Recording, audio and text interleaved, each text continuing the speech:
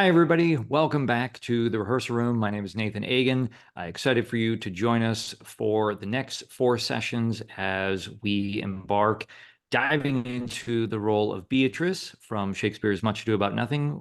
We have a wonderful team here that you'll be able to watch and listen to over the next 4 sessions as we explore different parts of the play, looking at what makes this character tick and her full arc in the play. And so I'm really excited once again to just be an observer and to learn myself. I will say just a few things quickly. If you aren't already subscribed on YouTube, hit that subscribe button so you can find out when the next rehearsal session is coming out. If you enjoyed the video, be sure to also click like, share it on social media, let people know that we're doing this. And you can even support the project via Patreon. I will quickly mention a few of the people helping us keep the administrative lights on. We have Joan, Michele, Christion, Jim, Magdalen, Ivar, Claudia, Clif, and Jeff. Thank you very much for your support. Yes, that's what we got going on. So I will kind of step back into the dark recesses of the theater, the last row here, and give it over to the group. We'll start with kind of a quick, a brief-ish introduction by everybody. Then Erika, I'll let you kind of take it and lead it from there. So that's it for me. I hope you guys have a great session. Thanks, Nathan. Oh, that's better. Hello, everybody. Hello. Hi. I'm just so excited. Why don't we go around and do introductions? Anybody want to go first? Okay, I'll go first. I'll go first. Sure. Hi, everybody. It's so nice to join you for the first time. My name is Anu. And yeah, what else should I say? I mean, I'm in San Diego. I'm an actor, writer, filmmaker. I just finished completing my second short film. We're in post-production right now. If you want to support my crowdfunding campaign, I will happily send you a link. But yeah, happy to be here. And as I mentioned in the email in the beginning, Beatrice is one of the roles I've always loved to play. I've done Much Ado twice, but I played Margaret the first time and Hero the second time. So Beatrice is the third time's a charm. Yes. So awesome, putting it out there. Everybody should play it. Well, certainly all the gals. Shannon. Hi, I'm Shannon, and I had the good fortune to play Beatrice last summer at the new Canon Theater Company in Monterey, California. So that was kind of a extra special treat because then I also got to be in Monterey for like a month and a half, which was really delightful. And it was a total surprise. I didn't know anyone there, and they were casting, and I was like, I'll send a video. Why not? Wow. So I was really delighted, and it was a great time. They said it in the 40s, so which I think it's been a popular trend lately. With the sense of like guys coming back from World War II. And here in LA, I'm a member of the Antias Theater Company, and I just did A Winter's Tale there. So that was, I de-aged. I played Perdita. I lost some years off of, my life. Got younger. So yeah. And I live in LA. All right, repping California. Here we go. Juls. Yeah, on the California board. I'm also in Los Angeles. My name is Juls, and I do a little bit of everything. And this is my third session with Working Actors Podcast, and second with Erika. Second directing, and then third because we played Romeo and Juliet. Yeah. So that was a lot of fun. A lot of fun. And I love this idea that we get to dive into the text and really start to pick it apart and do the things that we want to do before an audition, or we kind of want to do in a production, but sometimes don't have the time. And we can really find the gems and all the goodness in there. So I'm really excited to just play and have fun. Yeah. Excellent. All right. Hi, Kat. Hi. It's nice to meet you all. My name's Cathleen. You're welcome to call me Kat. And I'm a teacher and a dramaturg. I've worked with Shakespeare Santa Cruz, primarily with Cal Shakes, California Shakespeare Theater, and the Marin Shakespeare Company. And normally I'm in the Bay Area, but today I'm in Ashland, Oregon. Ashland, are you at the festival? I am. Yeah, we've been here for about a week and a half. It's sort of our home away from home. I have friends and family members and in the company and in the area. So heading back to the Bay Area tomorrow. But we came here just in time for the heat wave. Which is, that's okay. But yeah, I love Beatrice. I'm not an actor. I have immense respect for actors. And if I had to play any role in Shakespeare, it would definitely be Beatrice. I love Beatrice. She is unlike any other. She really is. Yeah, but it's not my job to figure out who she is. It's, your job, and I'm just here to support. But I really, really love talking about her and the play and Shakespeare. And yeah, and I loved your subsequent emails to me. I'm sorry I didn't get back to you, but it was like, and another thing, and another thing. It's a little bit of the dramaturgy thing, right? Like where it's like, oh, and there's this, and then I see this, and I don't necessarily need to share all of it, but I have some observations around, the language and the use of language. And I will say, like, I think about my role. I will say this, an actor friend of mine who I will not name once thought perhaps he should take up smoking so he could run away from the dramaturgs every time there was a break, because they were always coming at him with too much stuff. And that's very much how I do not want to be as a dramaturg. I really love supporting actors in a variety of ways and having conversations about all kinds of things, whatever kind of feeds your own interpretation. So just so you know, I will not dominate the conversation. And No, my job is not about like, this is the right meaning or the right I think there are lots of opportunities, and I think it's not my job again to build this character, but I like to think about where are there places that might be interesting or helpful to you. The way the language helps that. Yeah. Right. That's where I really, it's a shame to me that oftentimes that when theater companies do Shakespeare now, where they end up cutting budget is time. And you just don't get the time to really get into the skin of these characters and understand what they're saying. I mean, it's just, it's easy and it's not. Right. Shakespeare is easy and it's not. And it's like I say to friends who are like, I don't know if I'll understand it if I come. I said, come, you'll understand it. You'll certainly get the gist of the story. And every time you go to Shakespeare, you'll understand and appreciate it just a little bit more and just a little bit further and just a little bit better. And you don't have to work at it. You don't, trust me. As an audience member. Anyway, hi everybody, I'm Erika. I am originally from Seattle, so I'm a West Coast girl. San Diego is where I got my grad degree at the University of San Diego, USD, and the Old Globe. I used to say, well, I still say, Shakespeare sort of turned me into a reader. When I did a semester abroad during undergrad, I found the first time in my life, I was staying up till 2:30 in the morning with a book open on my lap. And just, that never really happened before, because I found I probably would have been diagnosed with ADD or something like that. It was hard to focus, but I was getting so enmeshed in the language that I wanted more and more and more and more. I kind of raised myself on Shakespeare in that after I left Whitman College in Walla Walla. This is not going to be a really long resume, Erika. Stop. I just did Shakespeare festivals all over the Pacific Northwest and Utah. Just kept doing it. And then went back to grad school after 4 years and got classical training at the Old Globe. I played Beatrice twice. In fact, the first thing I did in New York was an off-Broadway, probably more of an off-Broadway production of Much Ado. And I played Beatrice, and we did it in this old church, and it was fabulous.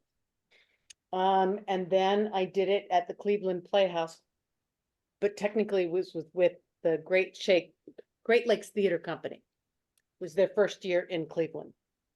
Or the artistic director was a new one, and he had come from Idaho Shakes, which I had done years before. And it was so fun to get back into her skin, how much more, just even 6 years older, just to be able to do that again. I think the most kinship with Beatrice. I kind of joke about how, like, earlier it was Helena in Midsummer, and then got a little bit older, and now it's Beatrice. And Beatrice, I think, can be played at virtually any age. Hear me out. So when I was first at the Old Globe, Jack O'Brien cast Kathy McGrath and Richard Easton as Beatrice and Benedict. And they were both of an age, what do we say, early 60s maybe? And remember this delightful, spontaneous moment when we were blocking the play. And Hero and Claudio pulled out the notes to give to each other, like to prove that, no, you guys like each other. Here, he wrote this. And just by happenstance, they both had their reading glasses and put them on. And we kept it because it was just so perfect. The idea of these two confirmed bachelor and bachelorette, and finally at this point in their age, they fall in love. So it's so wonderful. It was really, really a wonderful production. Okay. That being said, where do we start? So much ado about nothing. I think today what we're gonna do is we're gonna look at her whole trajectory. We'll look at all the scenes so that we can touch base, because there's information that I think needs to be mined from this little scene here and a little scene there. Like, I really wish we could do the chunk where the prince proposes. Oh yeah. I love that. Love that moment. And just those flashes for Beatrice where the humor slips, and you're kind of heartbroken about it. But that being said, I think what we should do is we should start, if you don't mind, Kat. I loved what you wrote to me about the differences between verse and prose, and how we can incorporate that in our minds as actors when we approach the text. Sure, I'm happy to do that. So I'm sure you all know a little something about prose and verse. So one of the things I think is interesting about Shakespeare, and I'll kind of cut to the chase a little bit, because I think, again, you've had experience with Shakespeare. Sort of the broad strokes are that, generally people of a certain class speak verse, people of a lower class tend to speak prose. I feel like that's the one that my students kind of latch onto the most, but actually Shakespeare is incredibly flexible in his use of language, and it varies quite a bit, right? So verse is the, iambic pentameter. It generally flows in that way. It's generally not very rhymey, depending on what play you're in. But I think it's also really important, what I emailed to Erika was, I feel like every play sort of speaks its own language in terms of verse and prose. And there are other kind of assumptions we make about verse and prose that don't always hold water with a given play. So one thing that I'm sure you've also heard is that verse is assumed to be more genuine. It's assumed to be more honest because it's closer to a heartbeat. And, sort of my favorite example of this is in Twelfth Night, when Viola and Olivia are talking with each other. And initially Viola has a little script and she's just reading from the script. She's studied it. She's taken great pains to study it. And Olivia is being very flip, right? She's just kind of putting her off, and they're speaking prose. And then there's a moment when it feels genuine and they shift into verse. What's interesting to me about Much Ado About Nothing is that Much Ado About Nothing is heavy on prose. It's a very prosy play. It's also an interesting prose, and that's not to suggest that the language is not genuine. Let me say that for a start too.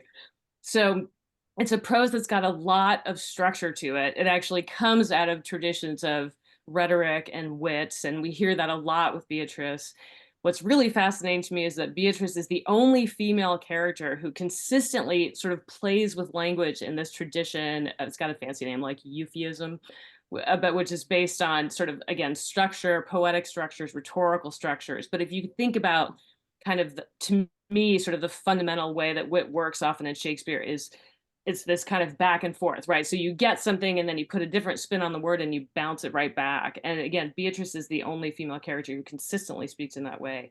I also think she and Benedict, as we know, have a very specific mode of speaking together. And they definitely, they lean heavy on prose.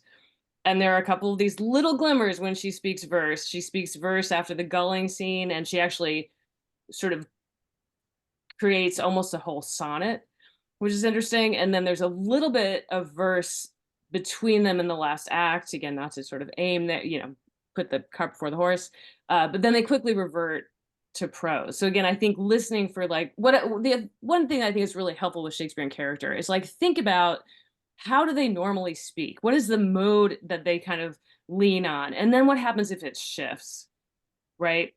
And there's a lot of just generally in this play, there are several modes of language. And the interesting thing about verse in this play is that it's often used for formal moments or conventional moments. So if you think about Claudio, not when he's talking to Benedict leaves. When he's talking to Don Pedro, he starts speaking in verse around Hero, wanting to court her. He courts her in verse. He also shames her in verse. So I think it's just interesting to think about, right, how does verse feel in this play as opposed to prose? And I think, again, the idea that Beatrice definitely has sort of a default mode and a default mode with Benedict, and then to see how that progresses. Sorry, that was a little bit longer than I meant.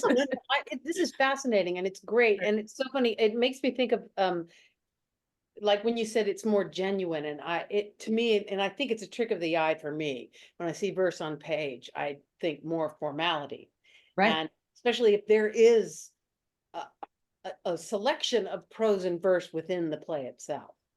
Like an elevation to it. But I love the idea that it's more genuine because of the heartbeat that kind of idea, because it is, and I mentioned this to Kat, that moment after the gulling scene, she speaks 2.5 stanzas of a sonnet. And it's we'll get to the gulling scene, but it's a hard one to play, because the first one, the men's gulling scene, is set up to be, you can do slapstick, you can do all that kind of stuff. Beatrice comes into the scene and you don't see her at all because she's listening. She doesn't get asides. She doesn't get that kind of a thing.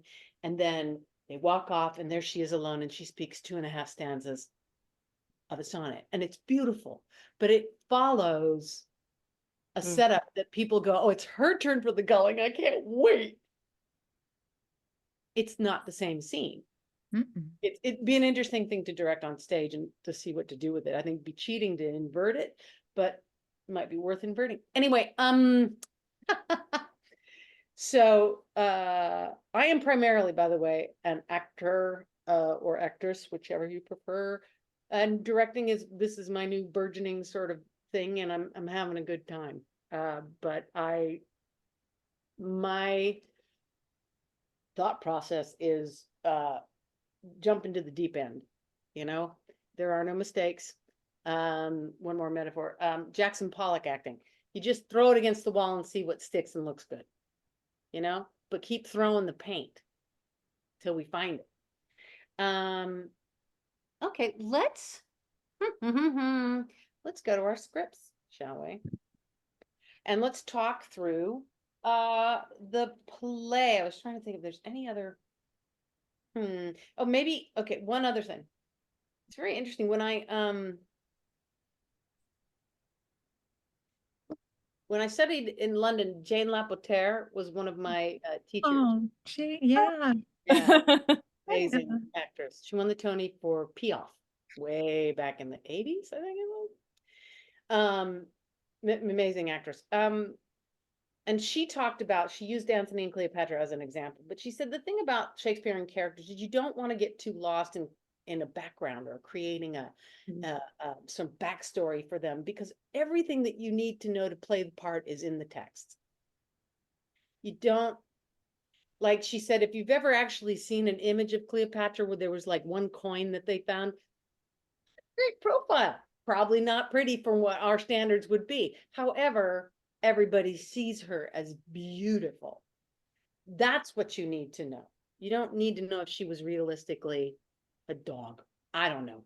And also I have a potty mouth. So, yeah, but I will say this. The first time I did Much Ado, luckily I got to play opposite a friend, which was very helpful. we revert, we'll mention this, and I think it's the first scene. Or no, she says it to the prince when she says, you know, he lent it me a while. And there's a reference to a history between the two of them. And my friend David and I decided to sit down and come up with the history was and who broke whose heart. And when you do that with this play, I played it with an idiot the second time. And not the kind of person to sit down and do backstory kind of thing. It was so lovely to have that history. And when I look into his eyes the first time I see him when he comes back from war, to have that heart break kind of thing, we decided that he hurt me. So it really added a depth to it, because I'm also a believer that comedy comes out of a groundedness, and comedy also can come out of pain and darkness. I'm not a surface comedy, although I can do that too, when the occasion arises. So with that in mind, let's look at the play. I'm gonna look at it this way because it's easier than for this old Luddite to just track through. So first scene, there's been a war. They won. And they're waiting for the troops. You know, we get that from the messenger who comes in, right? And up stands, here comes Beatrice. And she launches in.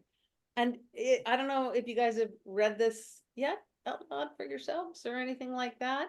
Shannon, you wanna do you want to read this little first Sure. scene? Yeah, from I pray you is senior, and I believe it's mount onto is essentially Mount onto. Okay. as in like I'm mounting onto you. Mm-hmm. That was one of the pronunciations we came up with, and it just seemed to fit with her. If you have a different one after playing her too, No, that one works. And let's, to help her out, let's have Juls. You want to read Leonardo? Yes. And it's Anu or Anu? Anu. So I have it in my Zoom name here. You can refer to that as many times as you need.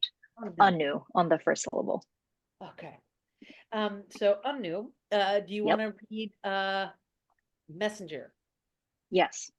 So, And then I'll go ahead and read Hero. I think she's got one little line. So let's hear her out loud. Great. Do you want to start at the top? Let's start it from I pray you is senior Mount onto. Yeah. I pray you, is Senior Mount onto returned from the wars or no? I know none of that name, lady. There was none such in the army of any sort. What is he that you ask for, niece? My cousin means Signor Benedict of Padua. Oh, he's returned, and as pleasant as ever he was. He set up his bills here in Messina and challenged Cupid at the flight, and my uncle's fool, reading the challenge, subscribed for Cupid and challenged him at the bird bolt.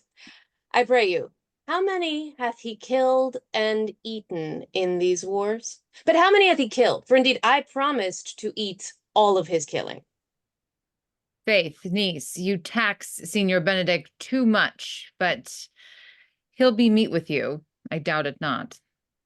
He hath done good service, lady, in these wars.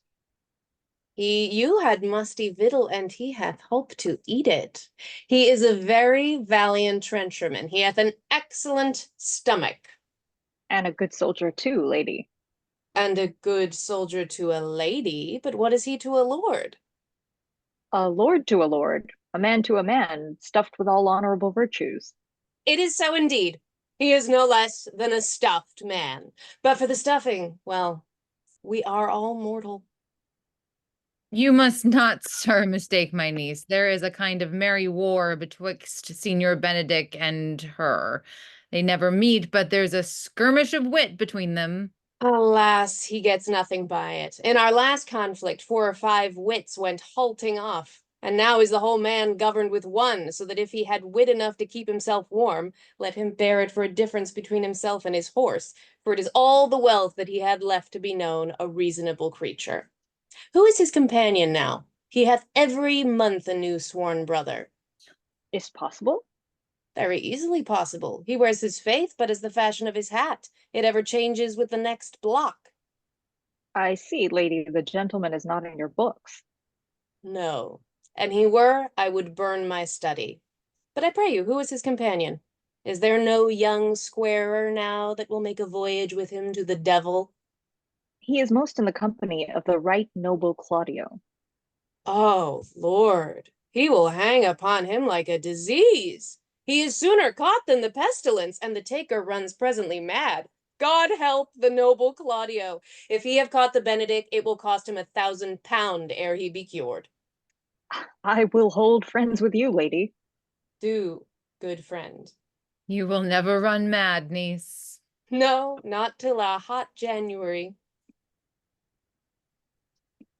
So in comes Don Pedro, and we'll after we sort of get through the play, we'll go back and we'll talk about our impressions of the scenes. I think the not till a hot January is sort of changing it, right? Quite the funny hoo ha that I think Shakespeare. Now everyone's like, oh, climate change.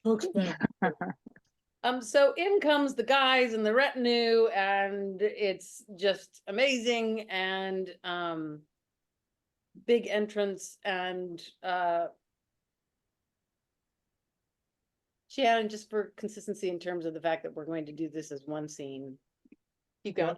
Keep reading, yeah, Beatrice, and Juls Don Pedro has the first line, and then Anu Benedict, because we also have to know what he says.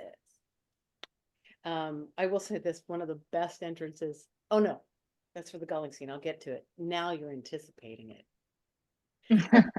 Let's do it from you have it full, Benedict. We may guess by this, Don Pedro. Good, Senior Leonardo. Are you come to meet your trouble? No, a few lines down. A few lines down. The Don Pedro line just above Benedict's, if Senior Leonardo be her father. Sorry. Why am I not seeing it? I'm like totally passing Just it. like 5 lines down from that. It starts, you have it full, Benedict. Okay, got it. Got it? Okay. Yes. It. You have it full, Benedict. We may guess by this what you are, being a man. Truly the lady fathers herself. Be happy, lady, for you are like an honorable father. If Signor Leonardo be her father, she would not have his head on her shoulders, for all Messina is like him as she is. I wonder that you will still be talking, Signor Benedict. Nobody marks you. What, my dear Lady Disdain? Are you yet living? Is it possible Disdain should die while she hath such meat food to feed it as Signor Benedict? Courtesy itself must convert to disdain if you come in her presence. Then is courtesy a turncoat. But it is certain I am loved of all ladies, only you excepted, and I would I could find in my heart that I had not a hard heart, for truly I love none. A dear happiness to women! They would else have been troubled with a pernicious suitor. I thank God and my cold blood I am of your humor for that. I had rather hear my dog bark at a crow than a man swear he loves me. God keep your ladyship still in that mind, so some gentleman or other shall escape a predestinate scratched face. Scratching could not make it worse, and 'twere such a face as yours were. Well, you are a rare parrot teacher. A bird of my tongue is better than a beast of yours.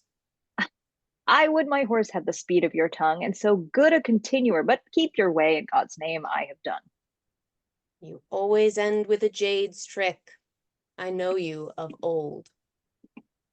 So, boom. First time we see them together. Maybe it's the first time they've seen each other since the heartbreak. It certainly loads the moment even more. You know, you have those moments where you're like, oh no, it's going to be a reunion and he's going to be there, or she. They're going to be there. And oh boy. Yeah. So we have all the welcoming, and then Claudio and Benedict chit chat, and we sort of established the relationship also with this scene of Claudio and Benedict, and then Don Pedro comes back. We do establish that he does find Beatrice more beautiful than her cousin Hero in that scene. Oh, absolutely. Absolutely. I think it's got to be hard for him. It's going to be very hard for him. Yeah. Yeah, because that only raises the stakes for him. If he's still, especially if they've aged a little bit and you have those regrets. Like, what was I thinking? I was only 18. I was, or whatever it is, you know. She was great. Why did I break up with her? You know, if he comes in with that and the nerves and all this kind of stuff, and they really are at the net. No one can match them. They just can't. So it is like the whole world disappears and it becomes just about them. And this whole relationship comes screaming back. Yeah. Oh, yeah, and I really like if this was on its feet, to have that moment before they get into it of taking each other in, I think. Because it is that, I mean, they come in, it's actually a pretty quick entrance of all the guys, and to me, that first scene that she has when she says, I pray you see your mount onto, I think she's just revving up. She's just, you know, that's what she's doing with her. She's chomping at the bit, you know. And when she gets her second, if we were on our feet, I'd have the retinue moving away, not realizing they were leaving Benedict behind, and him dropping the line and having that moment when you tell a joke and nobody's there. You know, and that's just a steak dinner for her. I mean, it's just like, yeah. And then it kind of, you know, because it seems to me, and please correct me if I'm wrong, Kat, looking at it now, he's sort of trying to end the conversation with the last word in the last like 3 lines. Yeah. Like, yeah. You always end with a Jade's trick. I mean, she's quicker than he is. Yeah. I think she's quicker. I mean, you know, he's the first thing out of her mouth. Like, she's very focused on him, right? That even her opening lines, they're all about him. The poor messenger is like the straight man, right? He's trying to like defend him, and she keeps putting kind of a witty spin on it. And then they finally get this banter. And I always feel like he does that little cut and run because he knows he's not as good of a continuer as she is. He might drop the ball. So and apparently that's what he always does. And she could keep moving. Yeah, I thought it was interesting. Like, the Jade's trick is interesting, is it's, you know, a horse that would buck off its rider or bolt. I think it was also possibly slang for prostitute. Rarely applied to a man. A Jade was rarely applied. That word is rarely applied to a man, which I think is interesting because I think there's some interesting things going on with gendered language in this play too. I do too. I actually almost went down a rabbit hole about almost. I did the search and then I was like, don't read it. The idea of how the character of Beatrice would have been received in the time, and through the time in the patriarchal, you know, context and that kind of a thing. She's also a single woman. She's clearly older than Hero. So in the context of the time, she would have been judged as like old maid. Almost. Yeah. She says it, right? She feels like she's bordering on spinsterhood, which was a difficult position to be in as a woman. Very difficult, because also she didn't have a household. It was her uncle she was with. Right. She didn't have parentage to, you know, take care of her. All of that piled on to this woman who, at this point, Leonato's household, they all, we know Beatrice, you know, they get it. But to a stranger, it must be, I don't know. I mean, she's perfectly intelligent, capable of behaving herself. That could be one of the reasons, and we'll get to this when we get to the wedding. I think one of the hardest things, and I don't know if you found this, Shannon, was keeping my mouth shut during that wedding scene. Oh, it's so hard. It is so hard Re- to keep your mouth shut. You're like, of all people who don't speak in this scene, aside from a couple lines, it's kind of shocking. Yeah, that she doesn't just stand up and smack Claudio across the face. I mean, it's just, especially since she's sort of been building up that way, you know, and you can come up with ideas and reasons. Yeah. To excuse it. Well, I mean, there's a helpful idea of she has been Hero's, she's been, you know, chambermaid, whatever she refers to it as, up until last night. And so one of the places I was like, she could be, not that she would believe any of this of Hero, but trying to untangle, like, where could they have gotten this? What could have gone wrong? What do I know something? Can I bring something to the fore that would rectify this? Where you're like racking your brains to be like, there's got to be something. They've got it so wrong. That was all, like, you know, but yeah, you have to come up with sort of these. Hard because even that comes in late. Yeah. You know, when she has the line about, you know, I've been her constant companion, and Benedict said, were you with her last night? And she goes, no, it was the one night that I wasn't with him or her. That don't happen until Claudio and Don Pedro and everybody's gone.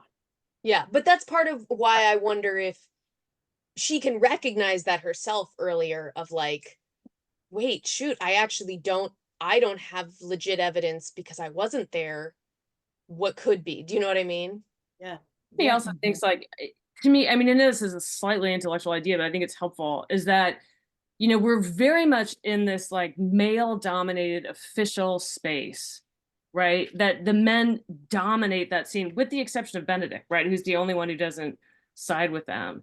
And I think the idea that she couldn't even get a foothold in there, and that's not to say, you know, Shakespeare definitely includes women in official spaces who are, you know, challenge the patriarchy, and they tend to be like completely equipped with strength, and they have this incredible assertiveness, and Beatrice does in her way. But again, I think there's something about the way that space works.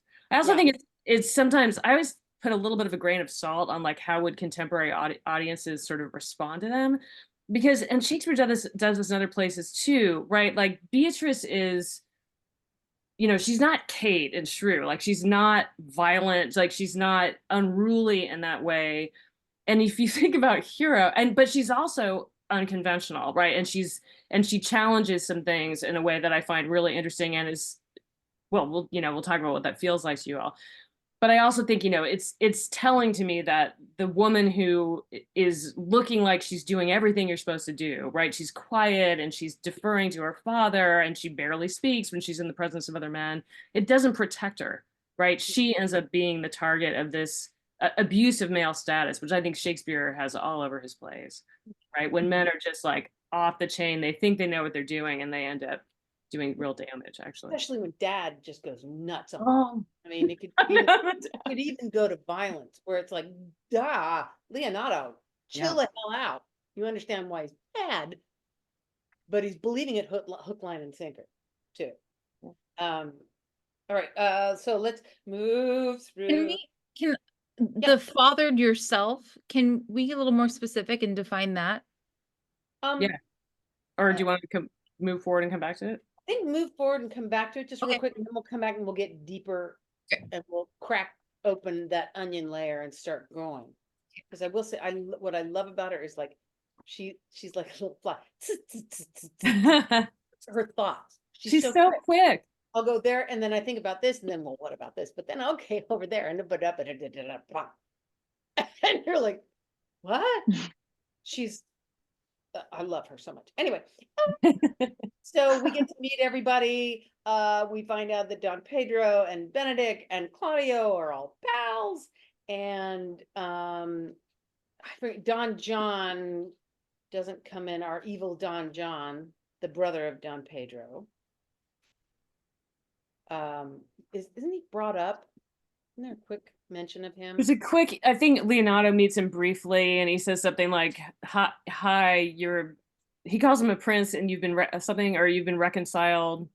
Basically, I'm acknowledging you because you're reconciled with your brother. An expositional sort of, this is who this guy is. And so then we get to Miss Hero. Benedict leaves. And then we jump to verse with Claudio on Don Pedro, where he discusses proposing to Hero because she's hot.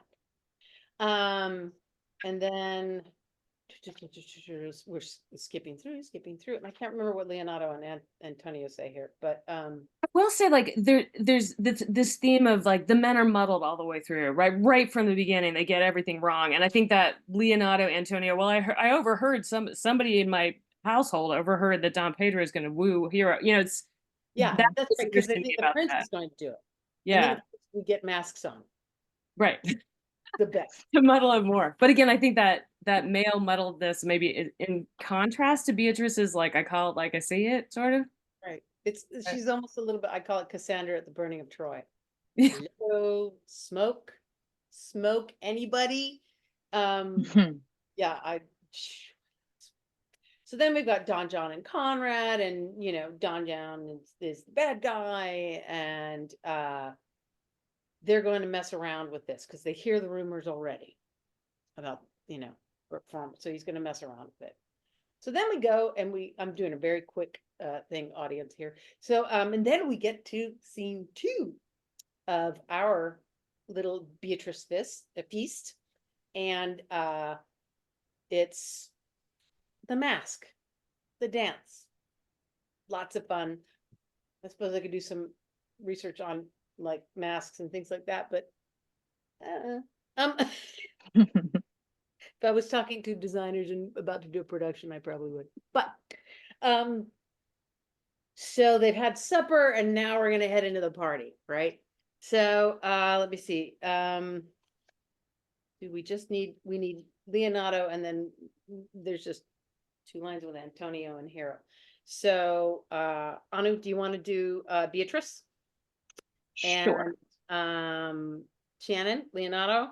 Sure. And then Jules, will you cover Antonio and Hero?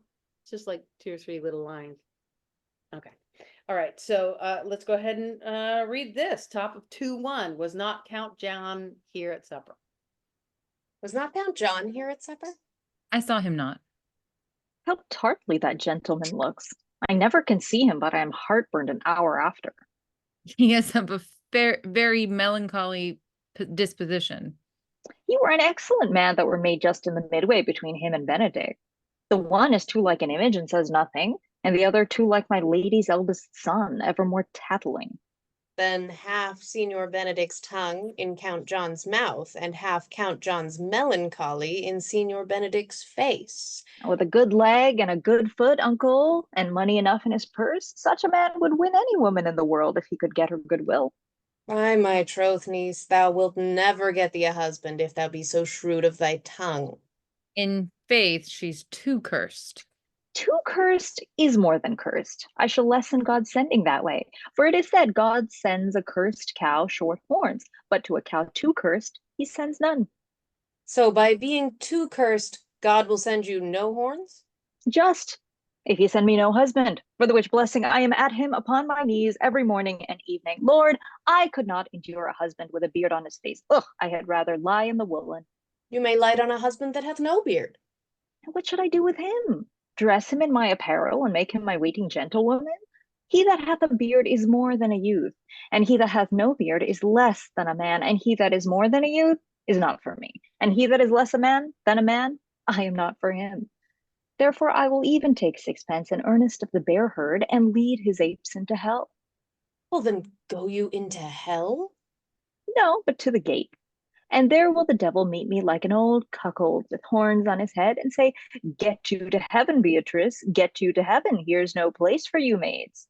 So deliver I up my apes and away to St. Peter. For the heavens he shows me where the bachelors sit, and there live we as merry as the day is long.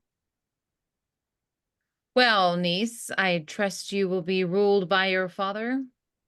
Yes, faith, it is my cousin's duty to make curtsy and say, Father, as it please you. But yet for all that, cousin, let him be a handsome fellow, or else make another curtsy and say, Father, as it please me. Well, niece, I hope to see you one day fitted with a husband. Not till God make men of some other metal than earth. Would it not grieve a woman to be overmastered with a piece of valiant dust, to make an account of her life to a clod of wayward marl? No, uncle, I'll none. Adam's sons are my brethren, and truly I hold it a sin to match in my kindred. Daughter, remember what I told you. If the prince do solicit you in that kind, you know your answer. The fault will be in the music, cousin, if you be not wooed in good time. If the prince be too important, tell him there is measure in everything, and so dance out the answer. For hear me, hero, wooing, wedding, and repenting is a Scotch jig, a measure, and a syncopate. The first suit is hot and hasty like a Scotch jig, and full as fantastical. The wedding, mannerly, modest as a measure, full of state and ancientry, and then comes repentance, and with his bad legs falls into the syncopates faster and faster till he sink into his grave. Cousin, you apprehend passing shrewdly. I have a good eye, uncle. I can see a church by daylight. The revelers are entering, brother. Make good room. And in they come, all masked up. And then we have our little, you know, tete-a-tetes and everything. I think, before we get away from it, I love the dynamic of this scene, because while they do dance in and out of like talking to Hero, like if he proposes, you do this, that they enjoy her. I think they like serving her up. Like some of the questions Leonardo asks, he's very quick and he goes, okay, well, what about this? And here, take it in, data, you know, and everybody loves it. And they love her for it. Sometimes she goes too far, which we discover. But I think they enjoy it. I think that's also, Beatrice is also functioning as trying to keep her cousin's nerves down by making her giggle. You know, one of my best friends, when she got married, and I was her maid of honor, and I got in her face and said, "Who's the pretty bride? Who's the pretty bride?" And I risked getting slugged, but she broke, and everybody kind of giggled, and it just, you know, I think Beatrice knows she can do that, and I think Hero is very dear to her, and she's protective. Okay, so we have first we have Hero and Don Pedro, and then we have Margaret and Balthazar. At least in my script it's Balthazar, but it's actually, don't they usually use Conrad? I don't know. Or Baraccio, I think. Or Baraccio, that's, yeah. And then Ursula and Antonio. And then Beatrice and Benedict. Now, the fun thing about this scene, and we'll play with this when we go back to play. Does she know it's him? Or does she not? And it's very different scenes with that consideration. Because she knows where the barbs are hitting if she knows it's him. And if not, she's, you know, she doesn't care who she's dancing with, and he's getting that, like, you know, hey, I hear he's a nice guy, you know. That's a fun thing to play with as actors. So let's same assignments, Beatrice and Benedict. Let's take it from, will you not tell me who told you so? Should I make a decision now then? Oh, yeah, you were playing both Beatrice and Benedict? Oh, no, Wait. actually I meant about like, Oh. I meant about whether she knows or not. Do you want us to make that decision, or I can just play both? Well, and it Okay. could be something. I think that's what I ended up doing in the second production. Was in the beginning, I'm like, wait a minute, who did? Hang on, and then one of his answers makes me go, oh, okay. And then the cat comes out going after the string. You know. Okay. Also another way to play it. So give it a shot. Why not? Okay.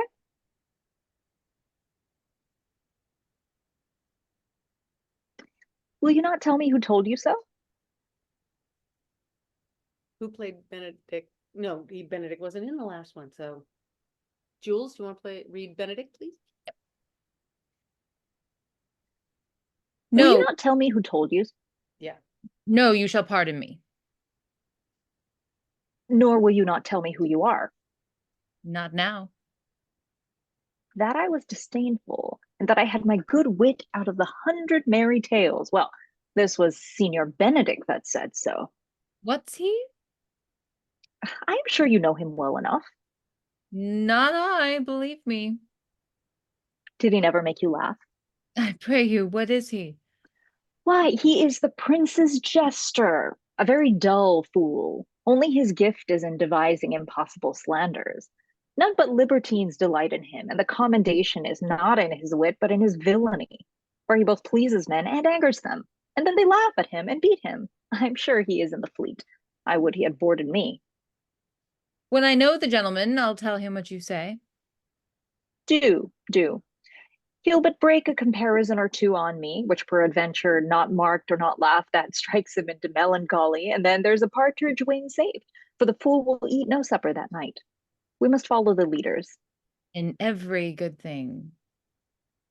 Nay, if they lead to any ill, I will leave them at the next turning. Great. And then we move back into the storyline of, Hero and the confusion about who's getting what, and it's Baraccio. Who's the one who puts the bug in Claudio's ear about her? Oh yeah, John. It's Don John, yeah. Yeah, Don John. Thus I answer in the name of Benedict, Claudio. He's such a sucker. He's such a young guy. Did I not remember? Sorry. Never gets him. Good luck, Hero. So then you have Claudio and Benedict, and Claudio's in a mood now, and so now we get Claudio exits. See exit. And Don Pedro comes in, and because the bug that he drops is that Don Pedro is going to propose to Hero. And Claudio hears this and says, hang on, my friend is going to betray me for the girl that I'm really hot for. And he tells Benedict. And so Benedict lets it out at Don Pedro, and they figure out that something's going on. And then I love it when Don Pedro said, Lady Beatrice have a quarrel with you. The gentleman that danced with her told her she is much wronged by you. Oh, she misused me past the endurance of a block. And he just goes. She has gotten the needle in his side so beautifully. I love it. And so at the end of that railing, look, here she comes. So, in comes Beatrice with Claudio. And Benedict says, send me away. Send me on the hardest, furthest thing. And because he's upset. And Benedict's line, oh God, none but desire your good company. Oh God, sir, here's a dish I love not. I cannot endure my lady tongue. And I think at this point that Benedict genuinely was hurt. He's ego bruised. That's not being funny. I'm out of here.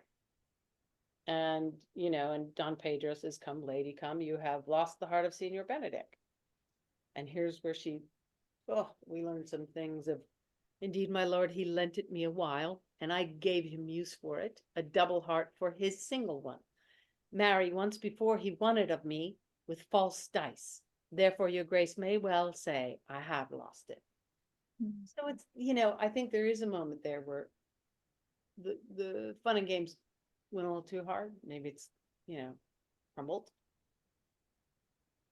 How do you, when she's vulnerable and she says these things, how does she treat it? Do you know what I mean? Like it's well, yeah. Is it simply the words? And she lets you know. Is there an underneath part where she's good. It's, it's a great thing to play with. And so now she makes another jest of it. You have put him down, lady, you have put him down, so I would not he should do me, my lord, lest I should prove the mother of fools. Anyway, I have brought Claudio. We're moving on. Neither sad nor sick, can't sad nor sin, and then we iron it out. I love this moment when she's like, speak, count, 'tis your cue. Love it. And again, so now, she's never wrong, which I love, right? She's like, he's jealous. He's he looks jealous. Like she completely nails it. Again, like I think she sees everything that's going around her. And Benedict, I also love that Benedict is always talking about her, right? He has like 2 seconds where he's like, oh, that sucks that Dom Pedro's still a hero, but Beatrice was so mean to me. It's just like right back. It kind of makes me think of that line in oh my God, Les Liaisons Dangereuses, when he says she's praying to forget him, a wonderfully fruitless exercise. She keeps thinking about him, saying, please God, let me forget Claudio. Let me forget Claudio. Yeah. Okay. So then everybody's jovial, wedding stuff. And Don Pedro is sort of in the spirit, and he's, Lady Beatrice, I will get you one. And she's going on with the joke. He says, will you have me, lady? No, my lord, unless I might have another for working days, your grace is too costly to wear every day. But I beseech your grace, pardon me. I was born to speak all mirth and no matter. And again, it's one of those things that like, she go too far? Because to me, it read as an actress, it's an opportunity. I want you guys to think about this too for your own choices. It's that feeling that you have when you're like, she's coming in with Claudio, feeling pretty good that we're going to fix this. And then she sees Benedict and he's not happy and leaves with an insult to her. Okay. All right. And mentions about her history, churning some other things up. Let's move on. Claudio, it's going to be a wedding. Yay, yay, yay. And they get playful again. And sometimes, when you try to get playful again and something else is going on, you maybe go too far. You're not paying attention to your audience. And so the wonderfulness of her answer of no, and then unless I might have another for working days, your grace is too costly to wear every day. Either that comes out with her being completely clueless as to what she just did, not realizing that he actually was feeling this out as a proposal. Or, go ahead, Jules.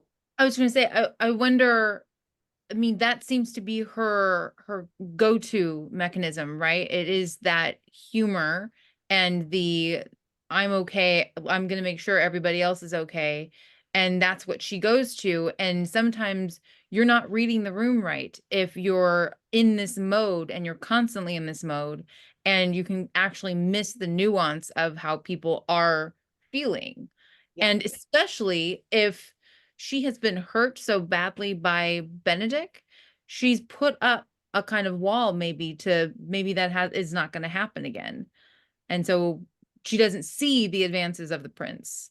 That's right. That's where us as actors, actresses, we have to figure out the why of loss of nuance.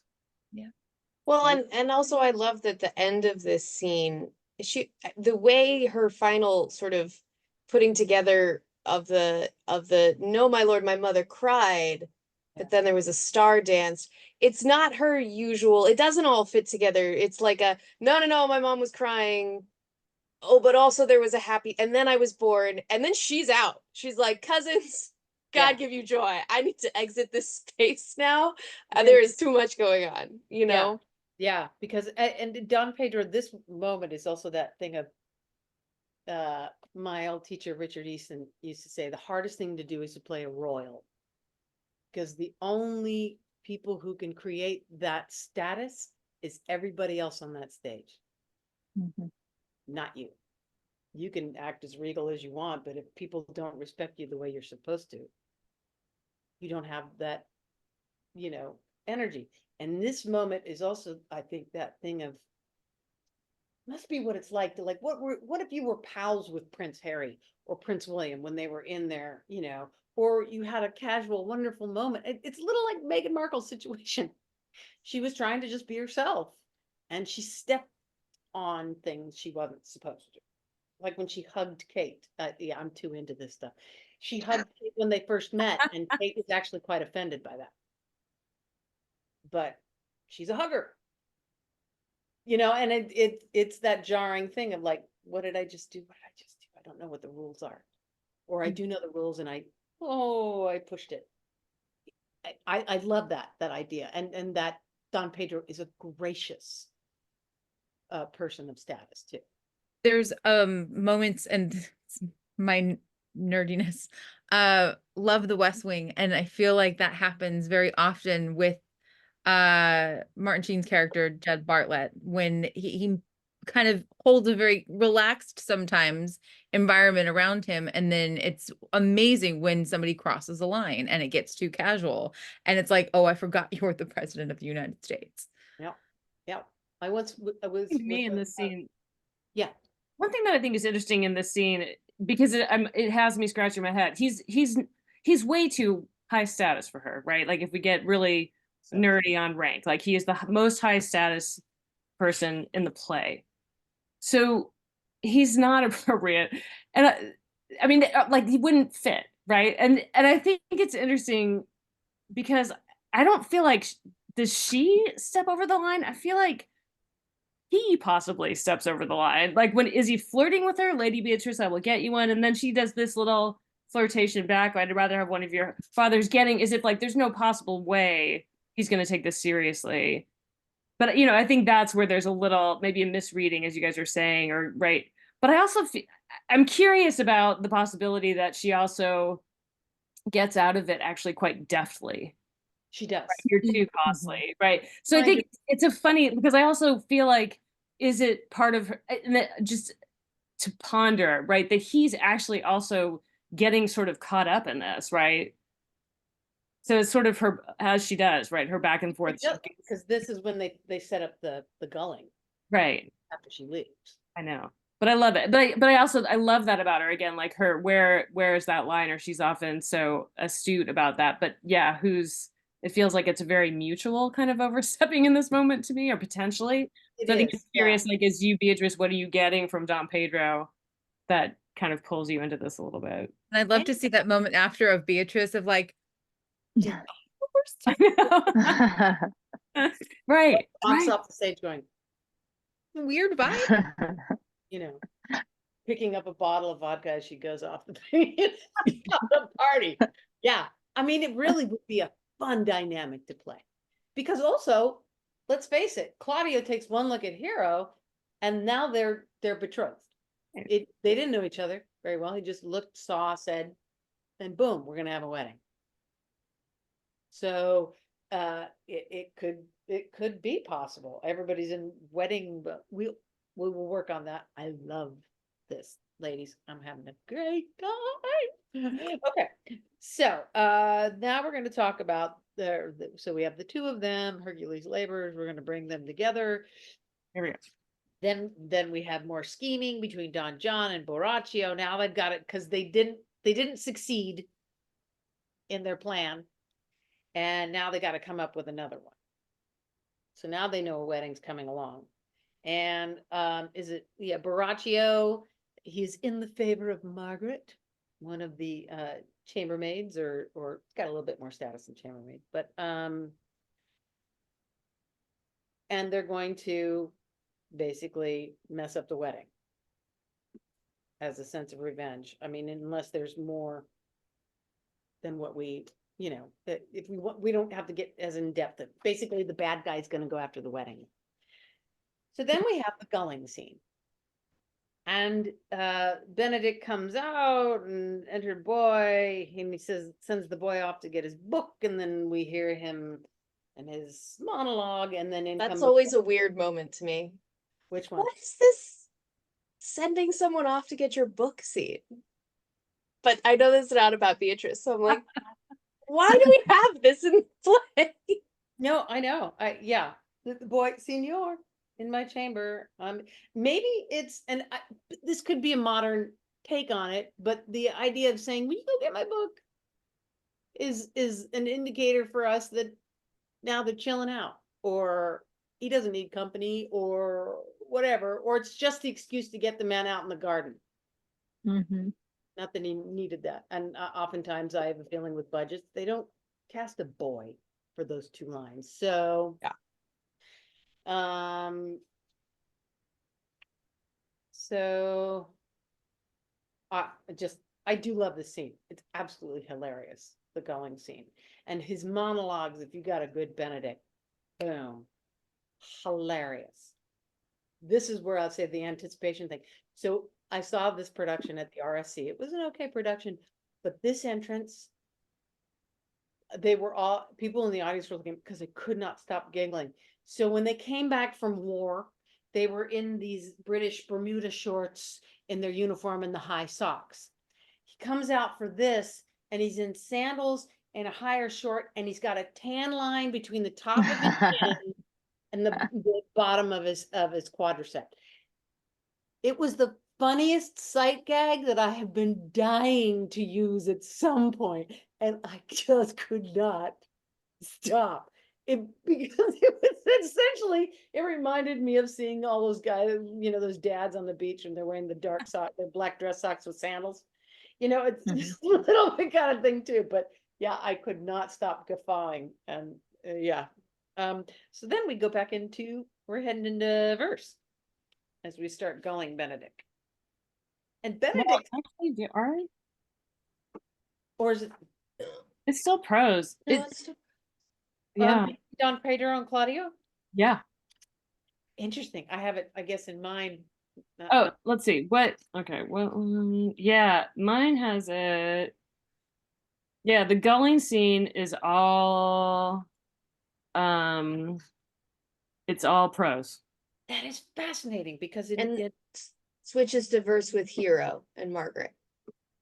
Yes. yeah, But Benedict's gulling scene, yeah, this is all Benedict's gulling prose. scene, which is longer, is prose. interesting because here in the New Cambridge, they have the Don Pedro Claudio exchange, and it's in verse. So this is, and I think this is also where, again, because this play, its verse is unusual and it is really rhythmical. I mean, even just hearing you all read, like you can actually, I mean, if you're a nerd like me, right, you can actually hear how iambic actually most of it is. Like it has a lot of structure to it. Oh no, I see in this, there's a section. It's small. Section, yeah. It's so when they first enter with Balthazar, you know, and they're like, should we hear this music? Yes. And then but then after the song, they're all in prose. yes, they go back to Yeah, that very top, like that little bit at the top. Little teeny bit at the top. That's what, yeah. Which, Before the song. right, and as you were saying, It doesn't even consistently go through the song, and Benedict is still in prose. still in prose, yes. Yeah. Which is a fun thing, would be a fun thing to address and play with as well. I mean, in a way you could say that the verse is also like, this is the setup. We're going to present this sort of formal idea. So he really doesn't think that we know he's just sitting under that bush. Yeah. And so then we go into the gulling where they say things about Beatrice loving him, and it's heartbreaking for the woman and everything. And Benedict's like, what? Which of course cracks open his heart. And I just love it after they've left. This can be no trick. Huge laugh. Every performance. I just love this.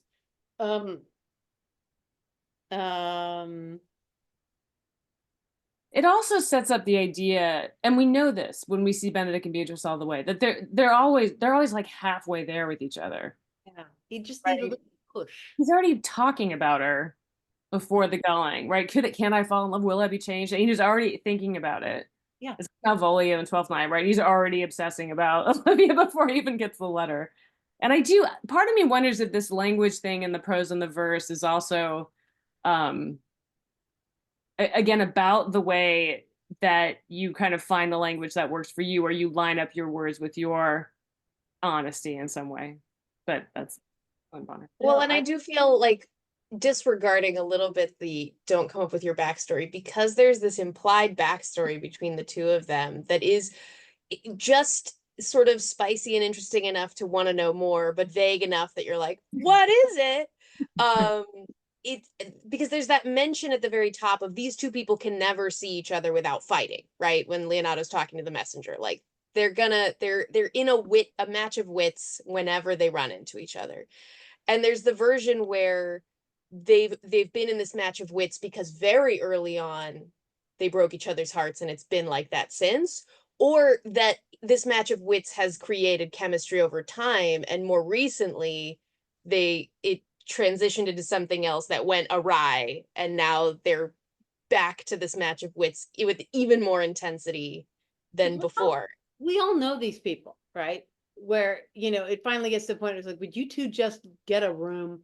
You know, where there's a tick, tick, tick, tick, tick. But the thing that keeps them from crossing that line is that you don't want to get hurt.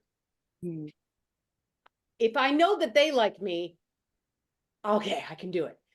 But I don't know that they actually do like me, because our form of communication is giving each other shit. So it's so wonderful. And there's a part of it too, I wonder if they want to keep it up because they don't want to lose each other. And I wonder if they do stop it or say that I'm done with this, they will lose that other person that matches them, that reflects them back to themselves. Right. And so it feels like, well, if I mess up, if I lose this, or if I mess this up anyway, I won't have that anymore. And then what am I? Yeah. Or then where? That thing too, that risk. If you say, do you love me? And they say no, you can't really go back to the dynamic. Right. You really can't. It just, it's done. It extinguishes. Yeah. And it's a risk that neither is willing to take, because perhaps with the backstory that you might come up with your fellow actor, one hurt the other and knows they did, but you don't really know what that means now. And there's no denying this chemistry. They're just two oddballs. They're just. And Shannon, what you said, over time, that makes me feel a lot better about that chemistry that has been built, because there's history with that, you know, concept. And it's not just a Hero and Claudio thing of love at first sight. It's there's history there. There's like a friendship, a matching of wits over time, again, a reflection of yourself. And so that makes losing each other even that much more risky. Yeah. It's beautiful. Yeah. It's really, so good. Anyway, so the boys just can't help themselves. They send her in, and she's against my will. I am sent to bid you come to dinner. And, you know, and so she's got to go do that. And he takes every word that she says to be, I love you too. And it's like, and then we go right to the gulling scene with the women, and we're in verse. Beatrice sneaks in at the top and doesn't say a peep.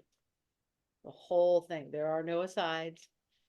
There are no, you know, whatever. So then we've got Ursula and Hero exiting, and we are left with Beatrice on stage, speaking 2.5 stanzas. And to your point, Kat, about like verse being more genuine, the idea of a heartbeat makes even more sense. The idea that this is such a genuine naked moment of, oh God, he loves me back. You know, there's no humor in it. I get teary-eyed at the idea of it. It's just gorgeous. And to your other point, Kat, the idea that maybe she speaks the sonnet, and then as she gets to the halfway point at the end, she thinks to go write it down, because maybe that's what she ends up writing to him.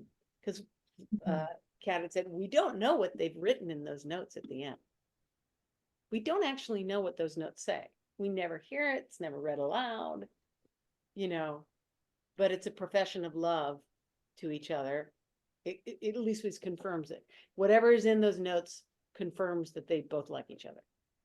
And I love it that this, like, there is no audience here. Again, in a play where verse is kind of suspect sometimes, right? It's, again, it's sort of conventional, or it's part of a trick, or it's just formal. It feels formal in this play, that this feels different, and there's no audience here. And again, there's no audience for those sonnets except for the other eventually, you know. But I love it that it's sort of their hidden private language about each other.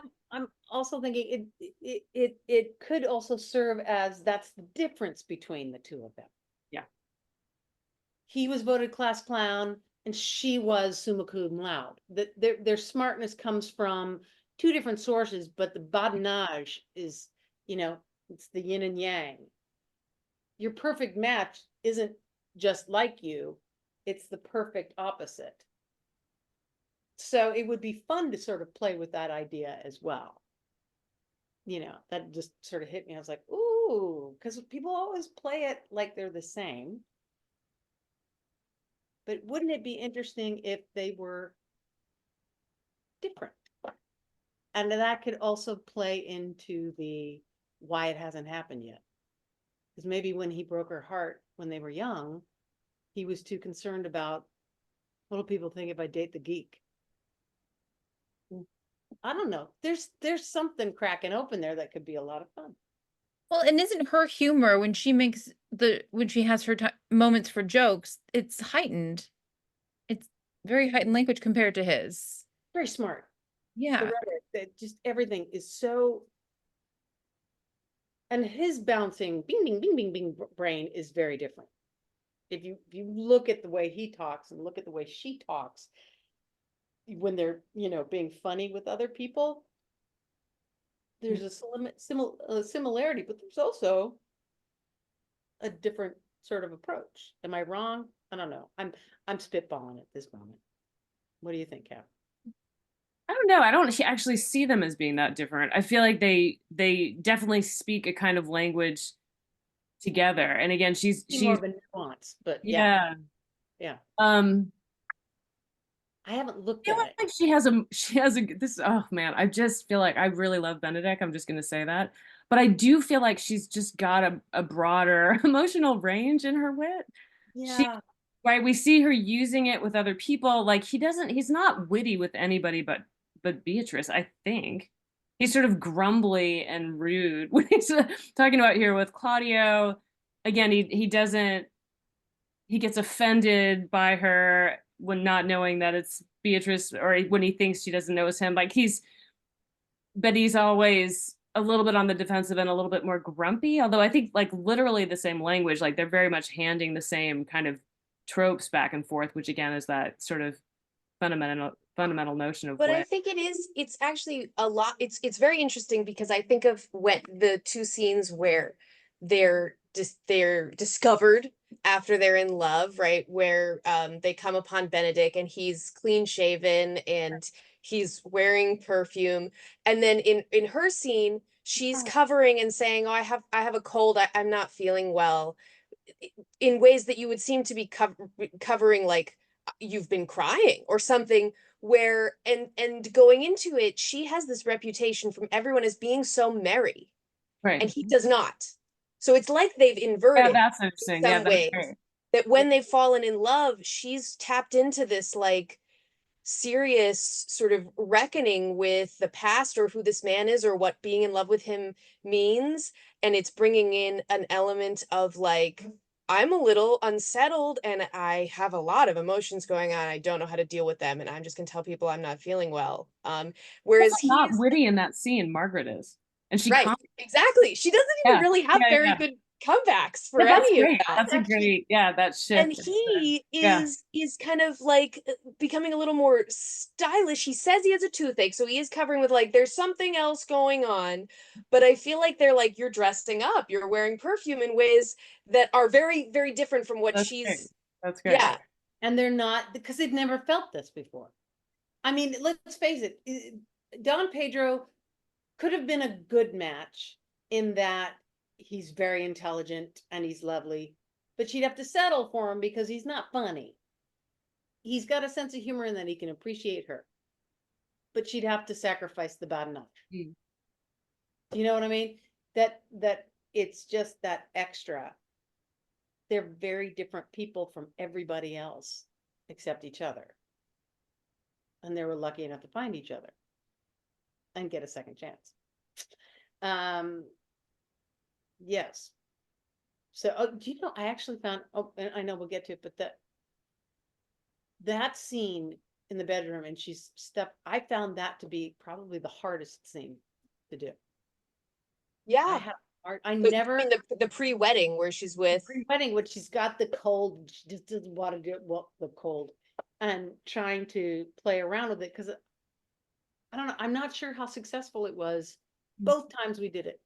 I think it's hard. I think I also struggled with it, and one of the things I was like, what if this is where she's been working on writing something to Benedict to try to figure out, like, what now, what do we do? Okay, how do I come, now that I know this, can I approach it? And so like she's lost in all these thoughts and she can't even like, okay, yeah, no, I hear the things, because you're like, yeah, what is this? Is this woman cry? Has she been crying? Is she upset on some level of like, I want this so badly and I've wanted this for so long, but it rewrites my entire image of how my life is gonna be, because I have been dedicated to this idea of I'm not getting married. I don't care. This is great. It's for so long. terrifying to be vulnerable when you've shut that door. And you know, it could also be her own retreat, like the cat and Pepe Le Pew, like, oh, okay, maybe I don't know. And she's wrestling with this at night, and that's why she was up all night. And I do think it's because she was crying, because by the wedding, she's not carrying tissues. Do you know what I mean? She knows he's going to be there. She doesn't have a box of Sudafed or Halls, you know. So I think she's you can't look at me like this. I can't, I don't know, anybody got hemorrhoid cream? So yeah, well, basically we've sort of touched on this for our audience, that we get so it's Claudio and Don Pedro and Benedict, and they give him, you know, grief because he sort of like decided to up his game just a little bit. Then we've got the bad guys coming in. And this is when they convince him that, that hero's gonna has been screwing around, and if you want to know it, come tonight and look in her window. And this is where Margaret and Horatio are going to be in the shadows of that window, and that's why he thinks that. In comes Dogberry and Burgess. If you get the right people, it's so funny. An Antaeus member, Dagan Matthews, at this old Globe one, he played Dogberry, and Jonathan McMurtry played Burgess, who did this amazing makeup, made him look so ancient. You didn't know how old he was, but they did, and apparently it's an old radio bit where Burgess would talk so slowly, and Dogberry would come in and finish his sentence for him. Finish his sentence for him, finish his sentence for him. And then they go, and the two of them, they got exit applause every freaking performance. They were amazing together. But anyway, so they're the watch for the evening, and we need them because they end up, you know, helping iron it all out. What comrades? Go, please stir, comrade, I say. So it's Borachio, because please forgive me for not like having thoroughly, I'm way cliff noting this. So anyway, it's more shenanigans to set up the circumstance of how they're going to destroy Hero, basically, in the church, in front of the town, all that kind of stuff, because they've convinced Claudio, the idiot, that she's screwing around on. I didn't even realize there was a character called Seapool. I know.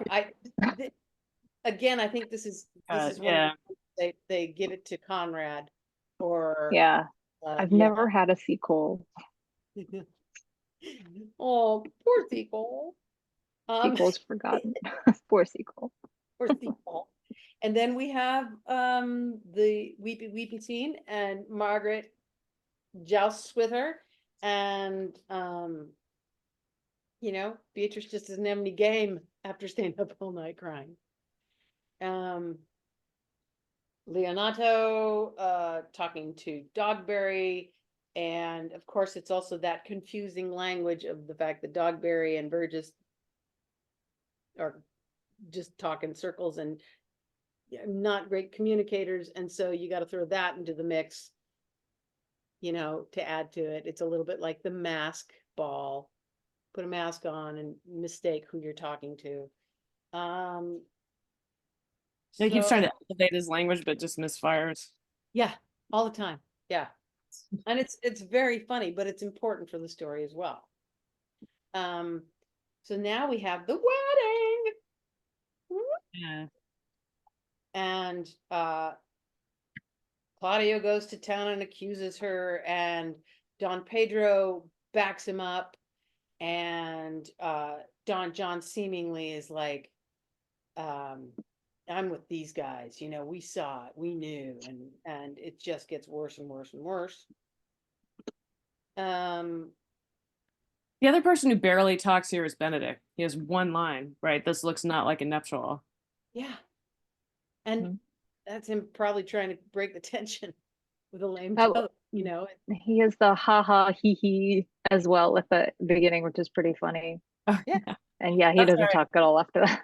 And also interesting that he's not included in the gull, that or in this particular scheme, because I mean you could ascribe it to Don John knowing that Benedict's smarter, less gullible. Who knows? His aim is to go after his brother Don Pedro. So Claudio shames her and says, "That's it, ba-boom. I lock the gates of love, and hath no man's dagger here a point for me." That's dad. What the hell? And then Hero faints. She also doesn't speak for herself. I mean, she has like one line, maybe. Hero, yeah. And seemed I ever otherwise to you? You know, she's got a cup. Oh God, defend me. How am I beset? What kind of catechizing call you this? I love that sound. What kind of catechizing? I also love that somehow they're like, evidence is what man were you with? And she says, I don't know. And they're like, therefore you're guilty. I know. Ladies and gentlemen, slut shaming in Elizabethan times. You know, the one thing I do appreciate about this play is that, now maybe this is just because it's a comedy, Margaret is not really reprimanded in any she's defended, even though she's sexually available, shall we say. Yeah. Right? Like Braccio even says she's always been just and virtuous or something. I love it when he defends her. Yeah. Great.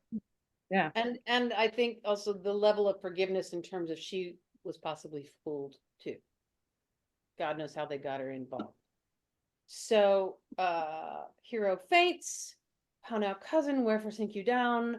Come, let's go. These things come thus to light, smother her spirits up. They exit. How doth the lady, Benedict? And it is that thing too of he stays. Does he stay because he knows she loves him, and vice versa, and he knows now he loves Beatrice too. He's not going off with his buddies. He's not, you know, he's sticking around with Hero's family and Beatrice. He's worried about Beatrice. So dead, I think, help Uncle Hero, why Hero, Senior Benedict, Friar. Oh, fate, take not thy heavy hand. Death is how now, cousin Hero, have comfort, lady. And then, Dad, dost thou look up? And Leonato unleashes on her, and Benedict with no evidence. No evidence whatsoever. None. And Benedict speaks up in verse or in prose to the verse. He is in verse. Yeah. Is he? In your Leonato, let the friar advise you. It's verse. Here, okay. I was looking at one. Oh, sorry. Numbers up. I was looking at Sir, be patient. For my part, I am so tired and wonder. I know. Oh, yeah. Which is sort of, but then he steps into line with the line. Yeah. And so eventually the friar, you know, is the good defense lawyer, and says, I was watching her reaction to me. That was the genuine stuff. She had no idea this was going on. I believe her. And Leonardo sort of gets convinced, certainly enough to set up this next ruse, which is we're going to figure out what happened. We're going to hide her away, and we're going to tell the guys that she died. Because the last time they saw her, she had fainted to the floor, and they didn't know if she'd died. They left her unconscious on the floor. Yes. And and then the friar, he comes up with this plan. I mean, I love it. He just comes in, boom, monologue, and then he gets to go off and write his crossword again till curtain call. Or maybe he's Seacole. Hey, yeah.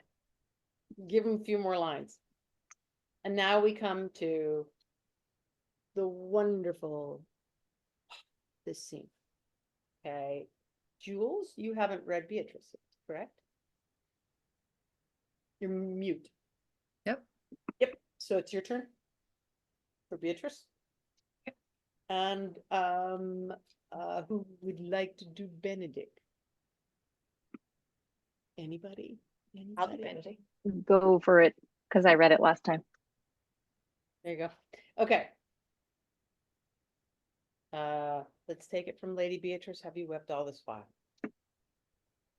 Lady Beatrice, have you wept all this while? Yea, and I will weep a while longer. I will not desire that. You have no reason, I do it freely. Surely I do believe your fair cousin is wronged. Oh, how much might the man deserve of me that would right her? Is there any way to show such friendship? A very even way, but no such friend. May a man do it? It is a man's office, but not yours. I do love nothing in the world so well as you. Is not that strange? As strange as the thing I know not. It were as possible for me to say I love nothing so well as you. Believe me not, and yet I lie not. I confess nothing, nor I deny nothing. I am sorry for my cousin. By my sword, Beatrice, thou lovest me. Not swear and eat it. I will swear by it that you love me, and I will make him eat it that says I love not you. Will you not eat your word? With no sauce that can be devised to it. I protest I love thee. Then God forgive me. What offense, sweet Beatrice? You have stayed me in a happy hour. I was about to protest I love you. And do it with all thy heart. I love you with so much of my heart that there is none left to protest. Come, bid me do anything for thee. Kill Claudio. Not for the wide world. You kill me to deny it. Farewell. Tarry, sweet Beatrice. I am gone, though I am here. There is no love in you. Nay, I pray you let me go. Beatrice. In faith, I will go. We'll be friends first. You dare easier be friends with me than fight with mine enemy? Is Claudio thine enemy? Is it not approved in the height a villain that hath slandered, scorned, and dishonored my kinswoman? Oh, that I were a man! What, bear her in hand until they come to take hands, and then with public accusation, uncovered slander, unmitigated rancor. Oh, God, that I were a man, I would eat his heart in the marketplace. Hear me, Beatrice. Talk with a man out at a window, a proper saying. Nay, but Beatrice. Sweet hero, she is wrong, she is slandered, she is undone. Beatrice. Princes and counties, surely a princely testimony, a goodly count, confect, a sweet gallant, surely. Oh, that I were a man for his sake, or that I had any friend would be a man for my sake. But manhood is melted into curtsies, valor into compliment, and men are only turned into tongue, and trim ones too. He is now as valiant as Hercules that only tells a lie and swears it. I cannot be a man with wishing. Therefore I will die a woman with grieving. Tarry, good Beatrice. By this hand I love thee. Use it for my love some other way than swearing by it.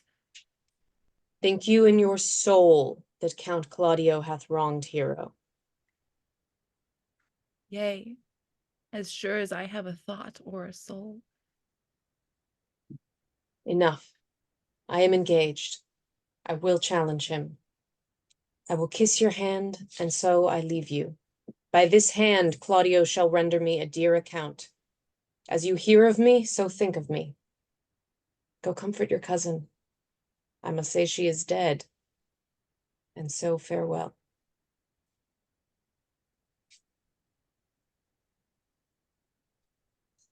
Those words, wow, could women be railing with those speeches in the context of now? I mean, it's just amazing to me.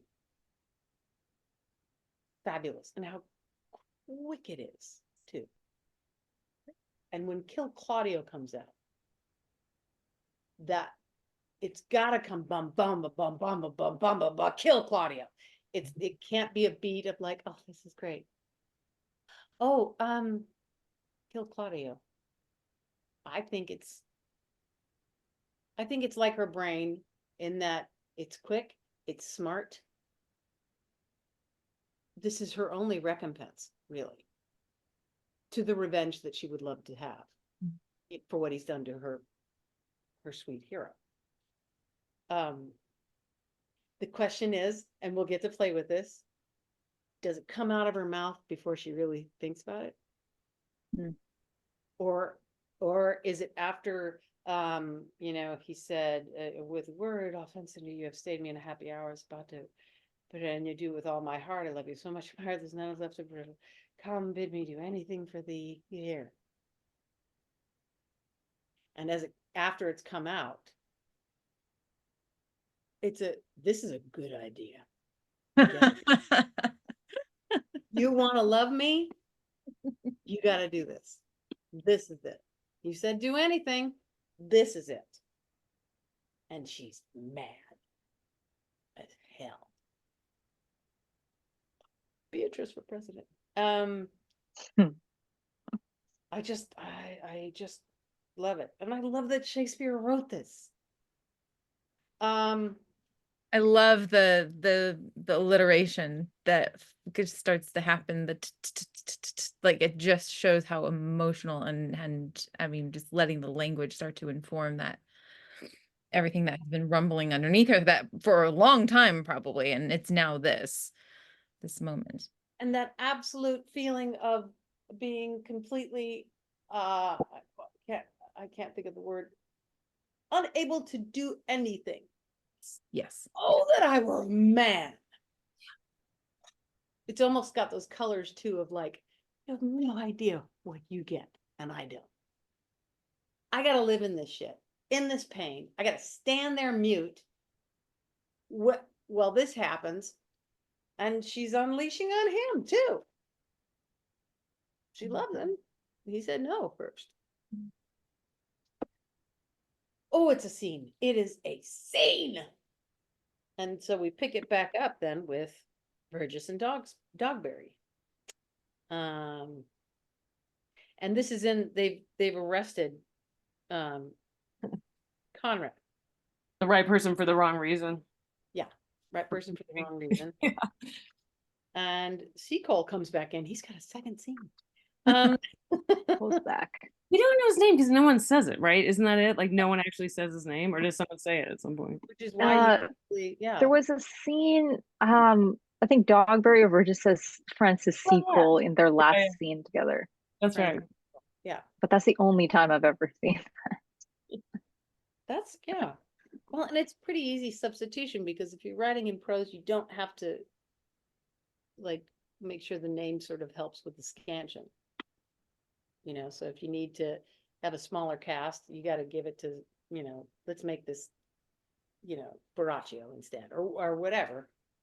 You don't have to da da da da da and fit it in. So we have more of we're discovering of the crime, and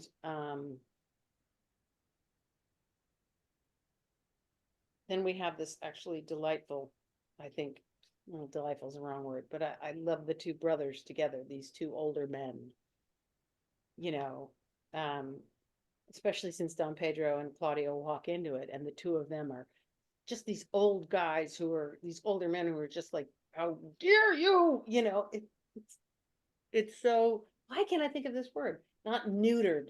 It's like they have a gun without ammo.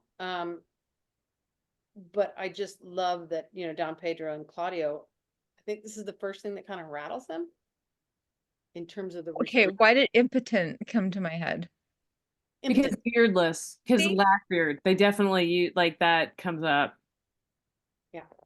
Yeah. So it occurs to me, if I may, Yeah, like please. the other thing that I find really interesting, again, that Benedict and Beatrice, again, they're finding a new language with each other when they're declaring love, and there's this is gonna, you know, sound dramaturgical, but whatever. But they're quibbling on nothing and knowing, right, is the thing I know not. And then the title, Much Ado About Nothing, which is also much ado about noting and what you're seeing. But I feel like she pushes it with the kill Claudio line. I don't know. She sort of pushes the whole play into actions, not words, right? When she's railing against, like, you just have to swear that this is what you saw. And then you're like Hercules. And I feel like that impulse continues, right? It continues into this next scene. And when they're not taking Benedict, they can't quite read Benedict right when he's trying to challenge Claudio, right? That she wants something more than just, you know, swearing, right? That you have to show your commitment. Yeah. You love me? Or than nothing. Do this. Yeah. Yeah. It's like, in a way, it's sort of like, you love me? Then now you're family. What you gonna do? Yeah, basically. And I think that's why I eat his heart I would eat his heart in the bark. I mean, it's such a great line. I don't know, like any woman on the planet that probably doesn't relate to that moment of if I were a man. But the idea of I would do this thing, I would eat his heart. Like, it's just so visceral in the most public place in town. That's what I would do. You shamed her at church. I'm going to do this in the marketplace. It was amazing. She is just rolling. He can't get a word in edgewise. He tries 3 times to break in. Boom! She just, yeah, there's no stopping her. And I think you're right. This is the muchest of the ado, I think, energy that we've created. And we are going into it. And that scene has to be the engine for the finish of the play, to get through to the end of the play. To give credence, also, the audience isn't going to laugh at Benedict because they know he's going to do it. Yeah. And it is that thing where, like, you know, when you've got that friend and you're like, come on, are you joking? It's a jarring moment. Well, and I especially love it, I think, because it actually comes to nothing as a plot point. Yeah. We don't have a duel between these two people. He threatens Claudio, and then it all is resolved anyways. I mean, Shakespeare could have totally written a scene that was just like, he's comforting Beatrice and they declare their love for each other.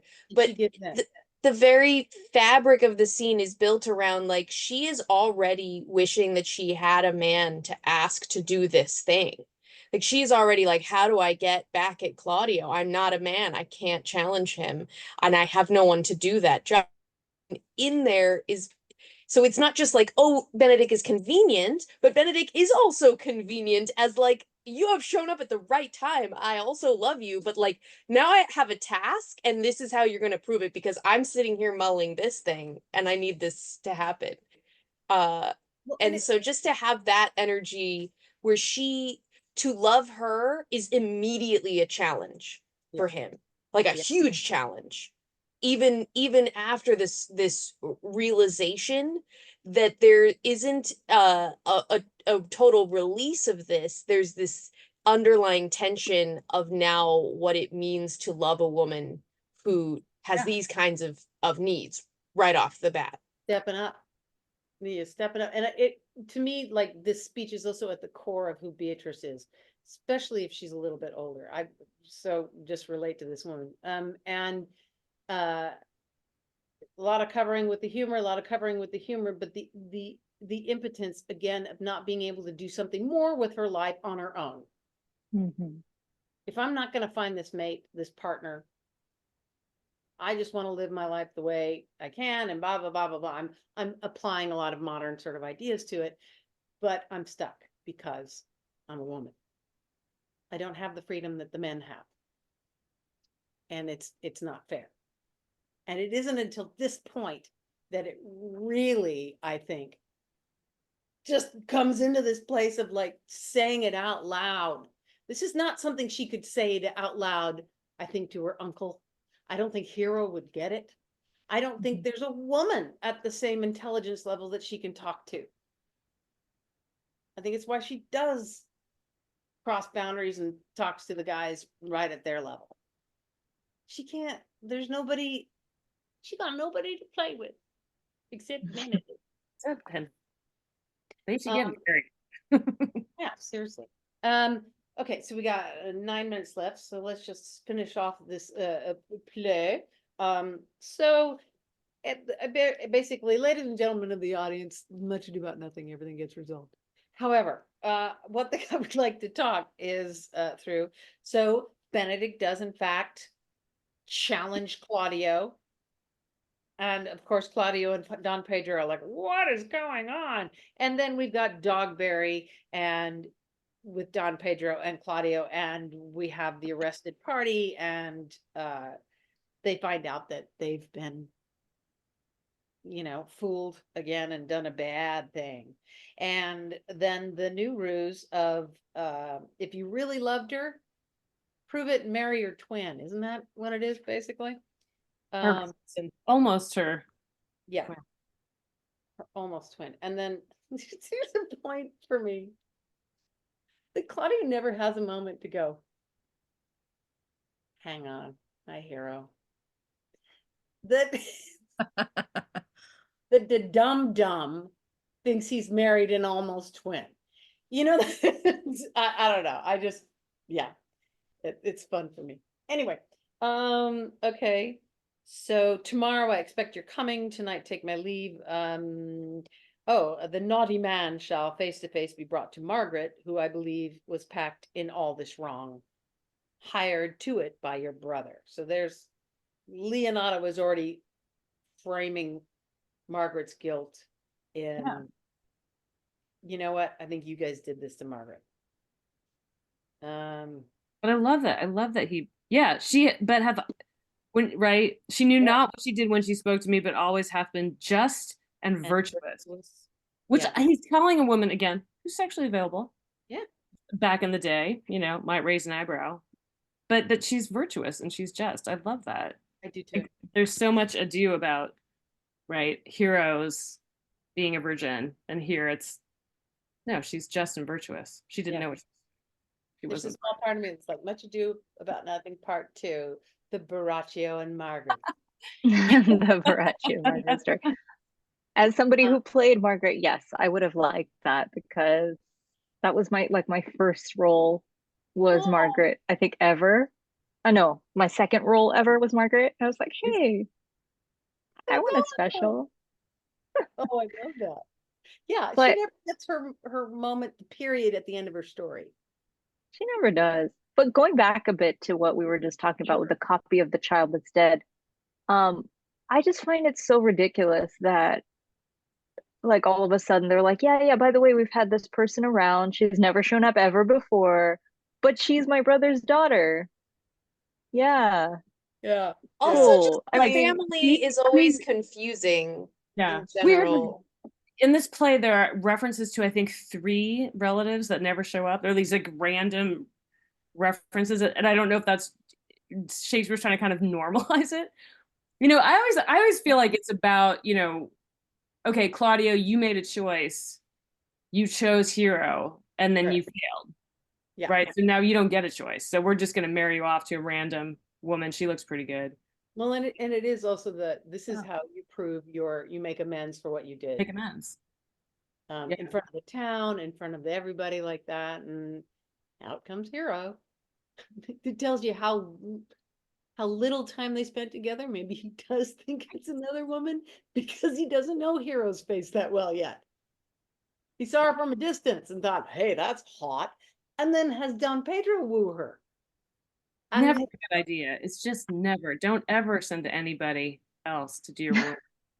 Cyrano de Bergerac. I mean, Be come your on. own wingman. Be your own wingman is the message of this play. I want that t-shirt. I want that t-shirt. Get that on Be a your own Post-it. wingman. Okay, so then we get Margaret and Benedict briefly, and he says, will you go get Beatrice? And I just love how it becomes